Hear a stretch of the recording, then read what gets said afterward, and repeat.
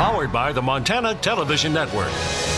This is the 10 o'clock news on Q2, Montana's news leader.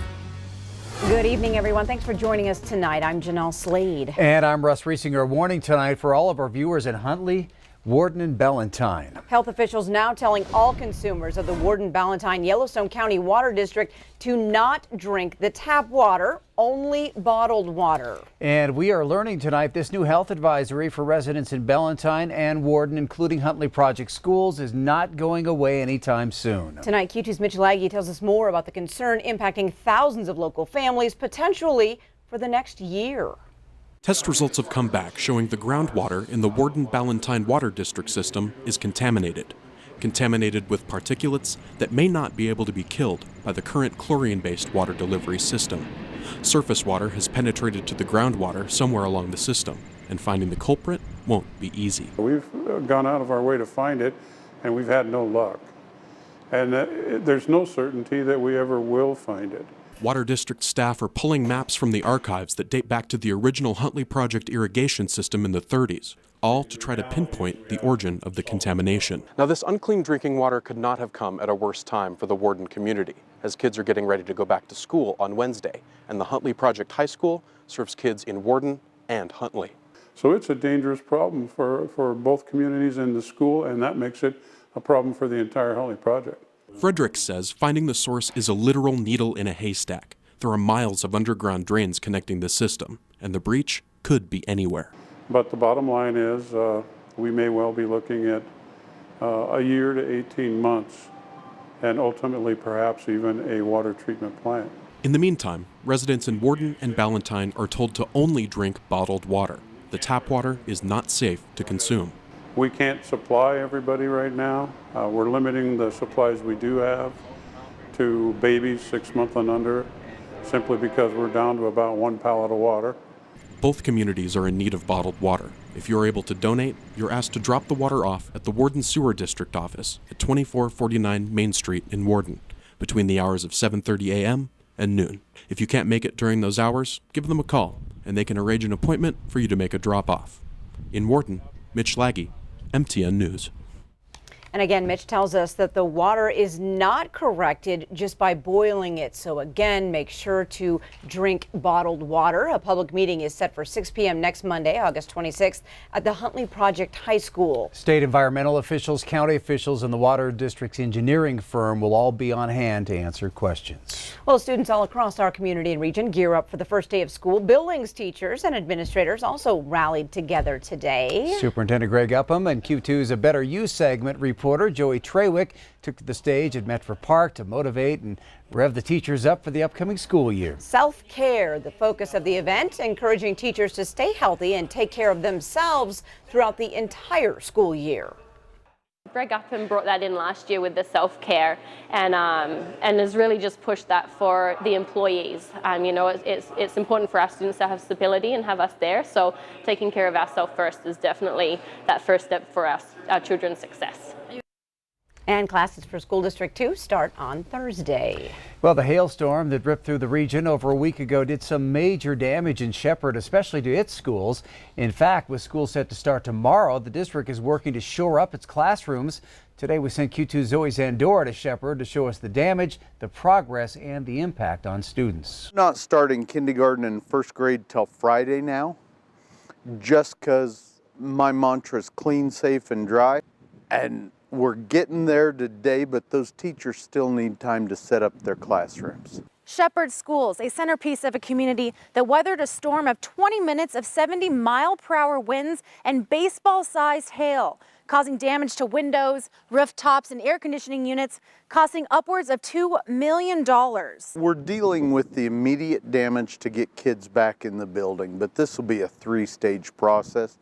Probably take a year to 18 months. All of the room's windows are boarded up, even double boarded with insulation in between. Carpet is still being pulled up and replaced, but the superintendent of Shepherd Schools, Scott Carter, says they hope to have carpet and windows in by Christmas. Both the Shepherd Elementary and High School have a nearly $12 million bond measure on the ballot for the 2019 September election. Carter says the damage from the storm should not affect that, but the bond is still very much needed. That bond is huge.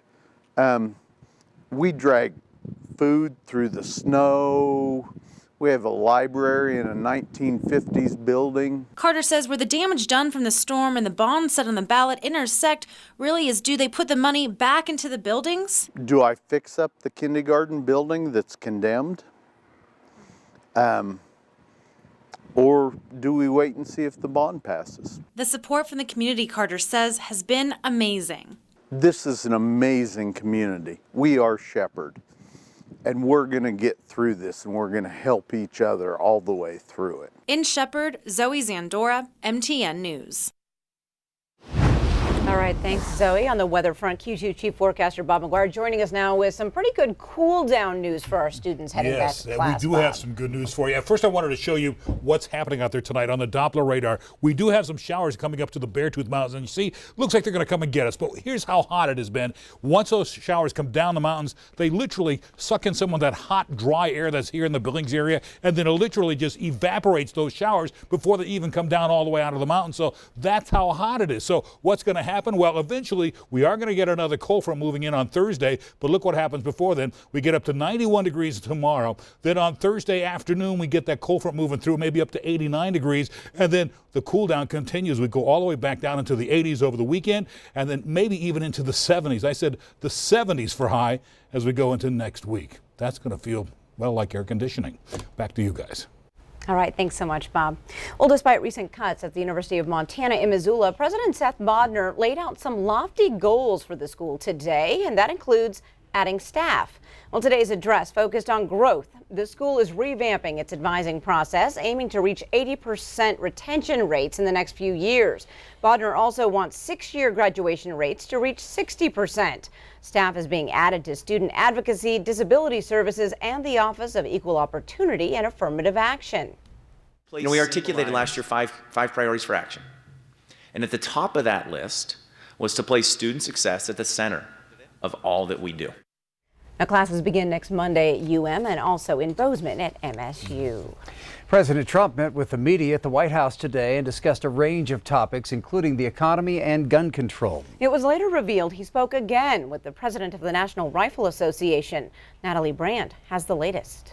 We have very, very strong background checks right now. The White House dismissed a report Tuesday evening that President Trump told the National Rifle Association universal background checks were off the table, saying the president has said he supports meaningful background checks, a term he has not yet defined. NRA President Wayne LaPierre spoke with President Trump Tuesday, later tweeting, "We discussed the best ways to prevent these types of tragedies." For his part, the president emphasized mental health treatment. It is a mental problem, and I've said it 100 times. It's not the gun that pulls the trigger, it's the person that pulls the trigger. Earlier this month, in the wake of mass shootings in El Paso, Texas and Dayton, Ohio, the president expressed support for checks. Well, I'm looking to do background checks. I think background checks are important. In his latest comments, he sounded the alarm for the Second Amendment. You know, they call it the slippery slope.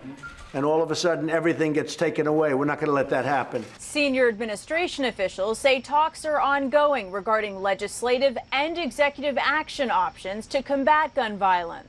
President Trump Tuesday said his administration is also looking at ways to bolster the economy, while at the same time dismissing fears of a downturn. We're very far from a recession. The president said his administration is looking at a range of possible tax cuts, including the payroll tax, which funds Social Security and Medicare. And President Trump once again pressed the Federal Reserve to cut interest rates. Natalie Brand, CBS News, the White House. President Trump also downplayed concerns over his ongoing trade war with China, saying someone had to take them on. Well, still to come on tonight's 10 o'clock news, Montana has 3 high-profile political offices up for grabs in 2020. We're going to meet some new candidates looking to fill those spots. Plus, we'll meet a Montanan whose future in the political game is bright, but he might just have to graduate high school first. And in sports, Q2's Athlete of the Week, Scott shows us how this 9-year-old is stunning rodeo crowds. You're watching MTN News with Jeanelle Slade and Russ Riesinger. Storm Tracker weather with Bob McGuire. And sports with Scott Breen. This is the 10 o'clock news on Q2, Montana's news leader.